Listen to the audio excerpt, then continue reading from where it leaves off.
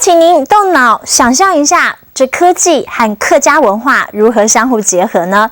其实这是交大客家研究院的理念。而今天呢，11节的感动时刻，我们就要带您到客家研究院，一块来看看这群学生的创意。因为这群学生呢，不但设计了新埔旅游网站，同时连旅游路线都规划得很有特色。比如说呢，有擂茶达人路线，还有山歌达人路线等等。他们还自己拍摄了有趣的影片，就希望行销客家产业，行销自己的理想。绿荫隧道美不胜收，绿叶底下还有蝴蝶幼虫。新竹新埔不止生态之旅有名，很多的古迹也能让游客感受客家风情。只是要怎么样游览新埔之美呢？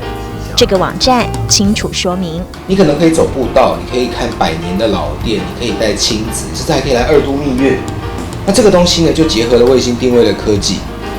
新埔不只是过客，这样的网站内容很丰富，这是交大客家文化研究院努力的成果。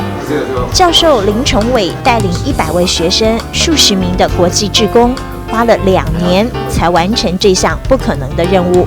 那结合了这些 GPS 的科技的时候呢，你就可以看得到，比如说我们以山歌为例，在这里面呢，你可以看得到，哇，原来隐藏版的客家山歌的达人，就像跟着每一个我们学生去探索跟田野调查的足迹，你就可以看得到的是门道，而不是看热闹。网站上还有75个景点，设有720度的环景视野，每个角度都没错过。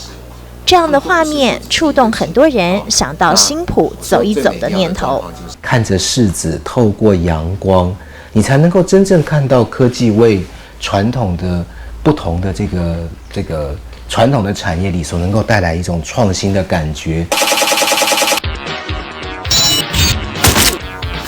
而同学们也用15部的创意影片行销新埔。我在新埔等你。其中有人发起用激酱沾炸鸡，结果蔚为风潮。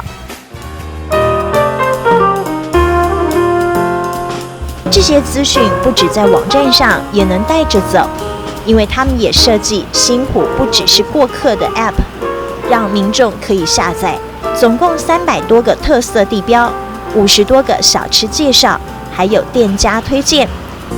交大客家文化学院把科技和客家连结，接下来他们还要开发更多的客家庄，让大家用科技体验客家小镇之美。生态有多丰富，古迹有多美丽，新埔的风情用75个景点串联，以720度的视野绵延。交大100位师生携手打造虚拟世界里新埔的感动时刻。